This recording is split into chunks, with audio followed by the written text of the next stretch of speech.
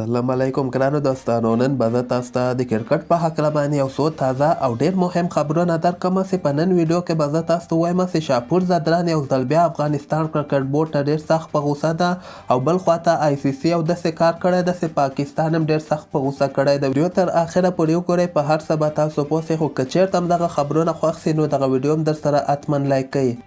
نو اول خو به زه تاسو ته ووایم چې د افغانستان اوپنر بیټسمن رحمان الله ګوربز چې کوم ده، هغه خپل فیسبوک پاڼه کې یو داسې پوسټ کړی ده چې د ما مور ډېر سخته مریضه ده او د افغانستان مینوالو نه یعنې د افغانستان خلکو نه د دعا غوښتنه ورنه کړې ده. دې نه وروسته که موږ وګورو، هغه یو هفته مخکې د شهزاد محمدین په حق باندې ورسېدله او بل طرف ته د رحمان الله ګوربز هم خپل مینوالو نه دغه غوښتنه کوي چې مور مې ډېره سخته مریضه ده او تاسو یې خپلو دعاګانو کې یاد ساتئ. د نه علاوه به زه تاسو ته بیګ بیش لیګ په هکله باندې یو خبر درکړم چې نن په بیګ بیش لیګ کې د مجیب زدران دوی ټیم یوه لوبه ترسره سوله او د مجیب زدران دوی ټیم دغه لوبه ومګټله او د مجیب په دغه لوبه کې 4 اوورو کې 26 رنزه ورکړي دي او همدغسې یو لوبغاړی موټ کړی ده. نو دغه اولنۍ لوبه ولسې د مجیب زدران دوی ټیم وګټله او مجیب هم ورته ډېر ښه بولنګ ترسره کړی و او سبا ته یعنې د دوشنبې په ورځې به زه تاسو ته ووایم چې په بیګ بیش لیګ کې د رشید خان دوی ټیم خپله لوبه ترسره کوي. دغه لوبه په کم 1 بجه غرمې ټایم کې د افغانستان په وخت باندې شروع کیدونکې ده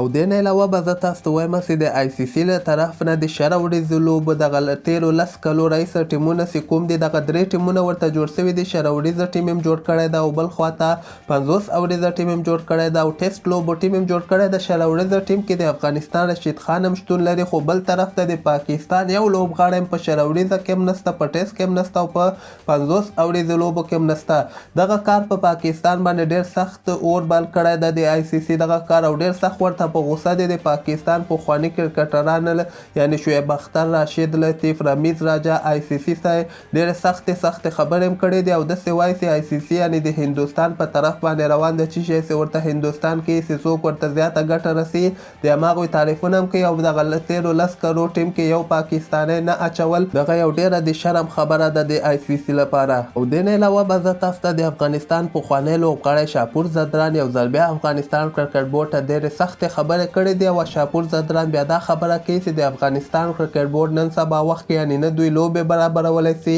نه د افغانستان دغه ځوانانو سره دومره ظلمونه کړي دي چې زه هم هغه میلیونر جام ته پرې نه ښودلم چې دغه لیګ نه د ځوان لوبغاړو ته ډېره ګټه هم رسېدله او بل طرف د ما مخه د افغانستان کرکټ بورډ ونیوله.